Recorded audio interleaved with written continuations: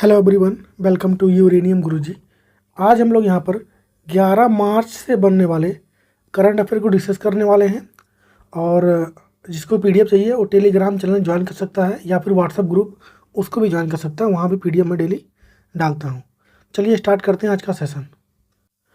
पहला क्वेश्चन है कि हाल ही में जारी वैश्विक आतंकवाद सूचकांक 2025 में भारत किस स्थान पर रहा है। तो पहली बात, वैश्विक आतंकवाद सूचकांक की बात करें हम लोग 2025 वाला, इसको जारी कौन करता है?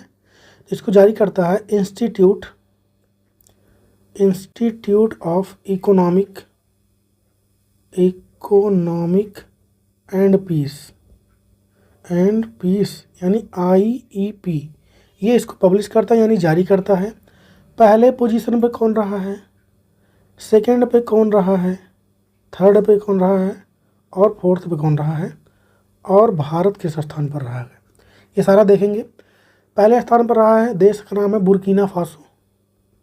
क्या नाम है देश का? तो बुर्किना फासो देश रहा है पहले स्थान पर। सेकंड पे बात करेंगे हम लोग, तो सेकंड पे रहा है पाकिस्तान, पड़ोसी देश। तीसरे पे कौन रहा है? तो रहा है सीरिया। और चौथे पे अगर हम लोग बात करें कौन रहा है, तो फोर्थ पे रहा है आपका माली देश। इसको ध्यान रखें। हमारा क्वेश्चन क्या है, भारत यानी इंडिया किस नंबर पर रहा है? तो भारत रहा है 14वें प्लेस पर। हमारा आंसर क्या हो जाएगा? 14। भारत रहा है 14वें प्लेस पर, इसको ध्यान रखें। नेक्स्ट क्वेश्चन है कि हाल ही में भारत और किस देश के बीच खंजर 12th युद्ध अभ्यास का आयोजन हुआ है? तो यह होता है भारत और किर्गिस्तान के बीच में। कौन सा युद्ध अभ्यास है, क्या नाम हो जाएगा उसका? खंजर।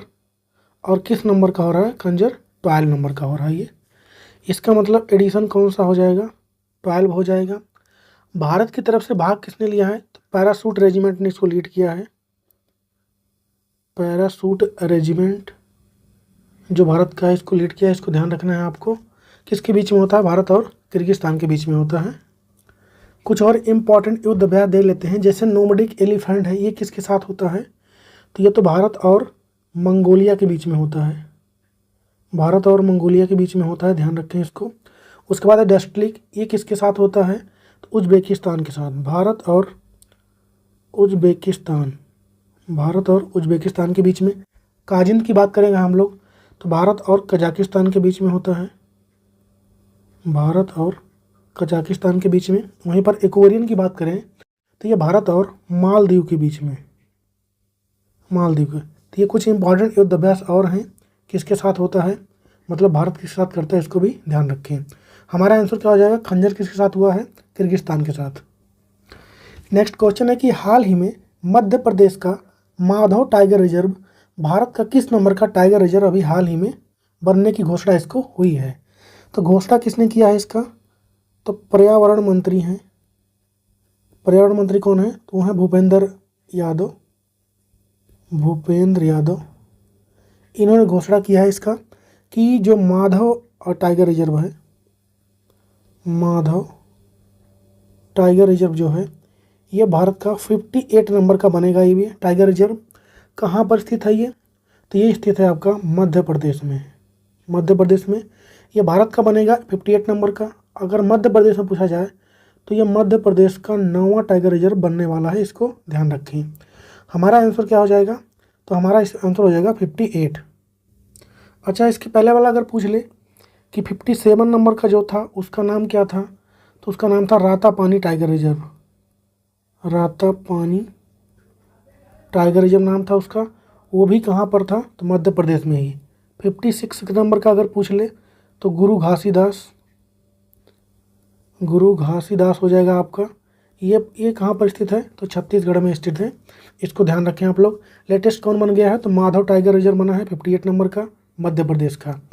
मध्य प्रदेश की बात आई है तो टाइगर हो जाएं, चाहे लेपर्ड हो जाएं, चाहे चीता हो जाएं, इन सब में जनसंख्या के मामले में सबसे ज़्यादा अगर पूछे किस प्रदेश में है तो मध्य प्रदेश में ही है, इसको भी ध्यान रखें।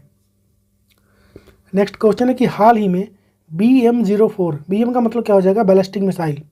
04 जिसका नाम है hypersonic short range ballistic missile है, इसका अनावरण अभी हाल ही में किसने किया है? तो पहली बात, इसका अनावरण हुआ कहाँ पे है? तो ये हुआ है आपका हैदराबाद में। किसने किया है? तो DRDO ने, defence research and development organisation. हमारा आंसर क्या हो जाएगा? ए हो जाएगा। और इसके रेंज की अगर बात करें हम लोग, इसका रेंज क्या रहने वाला है? तो 400 से लेकर के 1500 किलोमीटर इसका रेंज रहने वाला है, इसको ध्यान रखें। और ये शॉर्ट रेंज वाला है, हाइपरसोनिक है, इसको ध्यान रखें। स्पीड की अगर बात करें हम लोग इसके, तो 5 मैक से ज़्यादा होने वाला है, यानी सुपरसोनिक है ये, सॉरी हाइपरसोनिक है ये, हाइपरसोनिक है ये, हाइपरसोनिक। इसका मतलब क्या होता है हाइपरसोनिक का मतलब? तो जिसकी स्पीड होती है 5 मैक से ज़्यादा, 5 मैक से ज़्यादा। मैक क्या होता है? तो ऐसा समझिए आपकी साउंड की जो स्पीड होती है उससे 5 गुना ज़्यादा इसकी स्पीड रहने वाली है, तो इसको भी ध्यान रखना है। यहाँ पर बात आई है DRDO की, तो उसके बारे में भी हम लोग जानेंगे थोड़ा सा DRDO के बारे में। DRDO इसका फॉर्मेशन कब होता है DRDO का? तो इसका फॉर्मेशन हुआ 1 जनवरी 1958 को। इसका हेडक्वार्टर कहाँ है? तो न्यू दिल्ली में है। कहाँ पर? न्यू दिल्ली में। अच्छा, वर्तमान में इसके हेड कौन है DRDO के? तो वह है समीर बी कामत। कौन है? समीर बी कामत इसके हेड बजाएंगे। और इसका ध्येय वाक्य जो है, ये भी एग्जाम में पूछ लेता है कभी कभी, तो वो होता है बलस्यम मूलम विज्ञानम, बलस्यम मूलम विज्ञानम। ये इसका ध्येय वाक्य रहने वाला है, इसको भी ध्यान रखें। और भारत जो है दुनिया का चौथा कंट्री बन चुका है, 4th नंबर का, जिसके पास ऐसा मिसाइल है। हमारा आंसर क्या हो जाएगा? DRDO। तो ये 3 बातें ध्यान रखें। यहाँ से बढ़ते हैं आगे हम लोग। नेक्स्ट क्वेश्चन है कि हाल ही में बेंगलुरु की सिटी यूनिवर्सिटी का नाम बदलकर किसके नाम पर रख दिया गया है? तो डॉक्टर मनमोहन सिंह के नाम पर रखा गया है। फोटो में दिख रहे हैं, ये यूनिवर्सिटी दिख रही है बेंगलुरु सिटी यूनिवर्सिटी, इसी का नाम बदला गया है। हाँ, बात आई है यहाँ पर मनमोहन सिंह की, डॉक्टर मनमोहन सिंह, इनकी बात आई है। हाल ही में इनका डेथ हुआ था कब? तो 26 दिसंबर 2024 को इनका डेथ होता है। इनकी उपलब्धियों की बात करें अगर हम लोग, तो पद्म भूषण से इनको कब नवाजा गया? तो 1987 में। अच्छा, ये भारत के प्रधानमंत्री भी रह चुके हैं। पूछ लेगा एग्जाम में अगर किस नंबर के, तो 14 नंबर के भारत के प्रधानमंत्री रह चुके हैं। और ये RBI के गवर्नर भी रह चुके हैं। वो किस नंबर के थे? तो 15वें नंबर के थे। आप लोग कमेंट बताइए कि वर्तमान में RBI के गवर्नर कौन हैं और किस नंबर के हैं, इसको छाप दीजिए कमेंट में। हमारा आंसर क्या हो जाएगा? डॉक्टर मनमोहन सिंह। बेंगलुरु कहाँ पर है? तो कर्नाटका में है, इसको भी ध्यान रखें।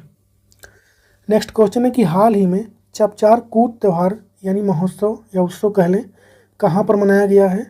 तो आपको पता होगा चपचार कूट कहाँ पर मनाया जाता है? तो मिजोरम में। हम लोग कुछ और त्यौहार के बारे में यहाँ रिवाइज करेंगे, उससे पहले थोड़ा और जान लेते हैं इसमें होता क्या है। तो ये जो चपचार कूट महोत्सव होता है, इसमें बैम्बू डांस का इसका बहुत पॉपुलर है। आप लोग यहाँ फोटो में देख पा रहे होंगे, यहाँ पर बैम्बू डांस हो रहा है, ये बहुत पॉपुलर है। यहाँ पर बैम्बू डांस के नाम से भी इसको जाना जाता है। कुछ और महोत्सव के बारे में हम लोग रिवाइज करते हैं। तो इसमें पहला है कि होजगिरी महोत्सव, ये कहाँ मनाया जाता है? तो ये मनाया जाता है आपका मिजोरम में, सॉरी चपचार कूट मिजोरम में मनाया जाता है। होजगिरी महोत्सव आपका कहाँ का हो जाएगा? तो ये त्रिपुरा का हो जाएगा। कहाँ का हो जाएगा? त्रिपुरा का। हॉर्निबल की बात करेंगे अगर हम लोग, तो ये कहाँ का होता है? तो नागालैंड का, नागालैंड का हो जाएगा हॉर्निबल। एक होता है पक्के पागा हॉर्निबल, ये आपका होता है कहाँ का? तो अरुणाचल प्रदेश का, अरुणाचल प्रदेश का होता है, इसको ध्यान रखें। सिरऊ लिली होता है एक, ये कहाँ का होता है? तो ये होता है मणिपुर का। कहाँ का? मणिपुर का। लोसांग कहाँ पर?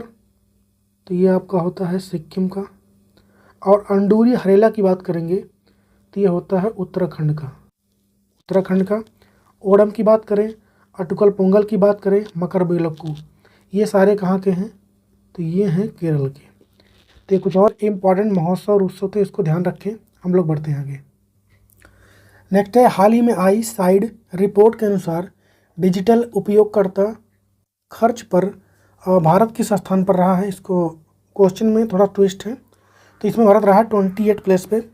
यहाँ पर पूछ रहा है कि डिजिटल जो करेंसी होती है उसके खर्च के मामले में भारत रहा 28 प्लेस पे, लेकिन अगर डिजिटल करेंसी रखने की बात होगी तो उसमें भारत तीसरे स्थान पर है। किस पर है? 3rd पर है। मतलब यूएसए और चाइना के बाद डिजिटल करेंसी के मामले में भारत जो है तीसरे स्थान पर है, पर खर्च करने के मामले में वो 28वें स्थान पर है। डिजिटल करेंसी क्या होता है? तो जैसे बिटकॉइन होता है, पाई होता है, ये सब कैसी करेंसियाँ हैं? डिजिटल करेंसी हैं जिनको हम फिजिकल रूप से टच नहीं कर सकते हैं। ये मतलब मोबाइल में रहेगा, कंप्यूटर में रहेगा, ऐसे ही होता है। नेक्स्ट क्वेश्चन है कि हाल ही में विश्व सतत विकास शिखर सम्मेलन 2025 का आयोजन कहाँ पर हुआ है? तो इस बार इसका आयोजन हुआ है भारत, नई दिल्ली में। कहाँ पर?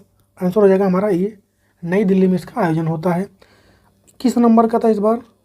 तो 24 यानी 24वें नंबर का था। और इसका उद्घाटन किसने किया है? इसका उद्घाटन किसने किया है? तो पर्यावरण मंत्री हैं कौन? डॉक्टर भूपेंद्र यादव। डॉक्टर भूपेंद्र यादव, इन्होंने इसका उद्घाटन किया है। आंसर क्या हो जाएगा? नई दिल्ली। नेक्स्ट है कि हाल ही में बिटकॉइन रिजर्व स्थापित करने का कार्यकारी आदेश किस देश ने दिया है? तो ये किया है यूएसए ने। यूएसए की बात आई है तो प्रेसिडेंट वर्तमान में कौन है वहाँ पर? तो ये है डोनाल्ड ट्रंप, इसको ध्यान रखें आप लोग। और यहाँ के वाइस प्रेसिडेंट कौन है? तो वह है जेडी वेंसी। जेडी वेंसी या फिर जेडी वेंस इनका नाम है, इसको भी ध्यान रखना है आपको। और हाल ही में FBI के हेड कौन बने थे? इसको भी ध्यान रखें आप लोग, मैंने पढ़ाया था आप लोग को। क्या नाम था उनका? काश पटेल। नेक्स्ट क्वेश्चन है कि ब्रांड फाइनेंस इंश्योरेंस रिपोर्ट के अनुसार दुनिया का सबसे मजबूत बीमा ब्रांड कौन सा रहा है? तो ये है PZU। ये कहाँ का है? तो पोलैंड का एक इंश्योरेंस कंपनी है, ये पहले स्थान पर रहा है। सेकंड पे कौन रहा है? सेकंड पे रहा है चाइना का है, क्या नाम है उसका? CLI, China life insurance. और थर्ड पे कौन रहा है? तो भारत का है LIC। LIC रहा तीसरे स्थान पर, लाइफ इंश्योरेंस हो जाएगा। ये दिख रहा है आपको फोटो में, यहाँ पर तीसरे स्थान पर कौन है? LIC है, इसको ध्यान रखें। LIC की बात अगर आ ही गई है तो LIC फॉर्मेशन कब हुआ था LIC का? तो 1956 में। हेडक्वार्टर कहाँ मिलेगा आपको इसका? तो वो मिलेगा मुंबई में। वर्तमान में इसके चेयरमैन कौन है? चेयरमैन कौन है? सिद्धार्थ मोहंती। कौन है? सिद्धार्थ मोहंती हैं, इसको भी ध्यान रखें आप लोग। और आज का क्वेश्चन है कि ICC चैंपियंस ट्रॉफी 2025 का खिताब किस देश ने जीत लिया है? तो यहाँ पर कंप्लीट होगा डेली करंट अफेयर का सेशन, और इसका जवाब आप लोग कमेंट में छापिए। बाकी हम लोग मिलेंगे कल के वीडियो में, तब तक के लिए जय हिंद।